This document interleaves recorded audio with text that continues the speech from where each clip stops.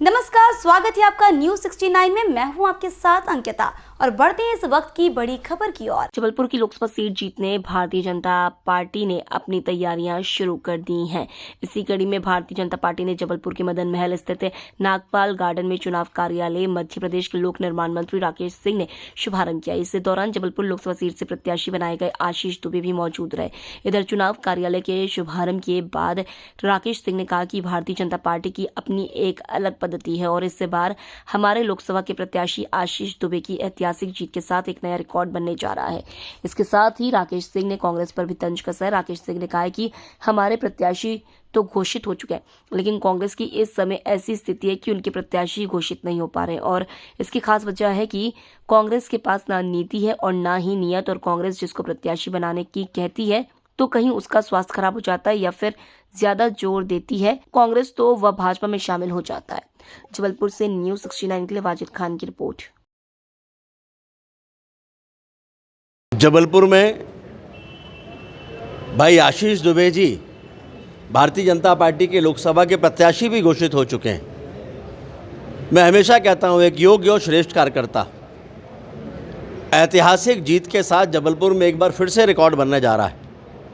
लेकिन भारतीय जनता पार्टी की अपनी एक कार्य पद्धति है और उस कार्य पद्धति के अंतर्गत जहां आज पश्चिम विधानसभा क्षेत्र का सम्मेलन होने जा रहा है, वहीं उसके साथ साथ जबलपुर लोकसभा का पश्चिम विधानसभा क्षेत्र का चुनाव कार्यालय का भी विधिवत उद्घाटन भाई आशीष दुबे जी और पार्टी के वरिष्ठों के हाथों से आज हुआ है।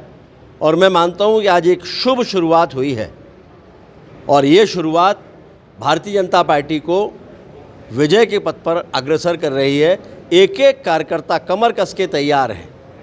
देश में माननीय मोदी जी को फिर से प्रधानमंत्री बनाना है और इसलिए जबलपुर संसदीय क्षेत्र में जो अभी तक का इतिहास रहा है उसको दोहराते हुए भाई आशीष दुबे जी को सांसद के रूप में दिल्ली भेजना है। ये कार्यकर्ताओं के मन में भी है और उनके कर्म में, कृत्य में, आचरण में भी ये समाहित होकर भारतीय जनता पार्टी का कार्यकर्ता आज से मैदान में प्राणपण से उतर रहा है।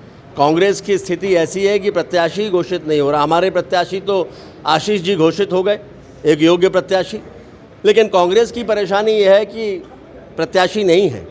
वो जिसको भी प्रत्याशी बनने को कह रहे हैं या तो उसका स्वास्थ्य खराब हो जाता है और ज़्यादा जोर देते हैं तो वो भाजपा में आ जाता है। तो ये स्थिति पूरे मध्य प्रदेश में है और ऐसी संकटों का सामना मध्य प्रदेश में कांग्रेस को करना पड़ रहा है और इसलिए प्रत्याशी का अकाल इसलिए है कि ना नेता है ना नीति है। कांग्रेस की स्थिति बड़ी अजीब है, लेकिन फिर भी वो राष्ट्रीय पार्टी के रूप में अपने आप को मानते हैं। ये देश की राजनीति का दुर्भाग्य है। अब तक प्रत्याशी घोषित नहीं हो पाया। वही तो बताया मैंने कि कांग्रेस को निर्णय करना है। हमारे प्रत्याशी तो घोषित हैं और विधिवत कार्य भी प्रारंभ हो चुका है। इस खबर पर आपकी क्या है राय, हमें कमेंट सेक्शन में जरूर बताएं। तब तक के लिए धन्यवाद।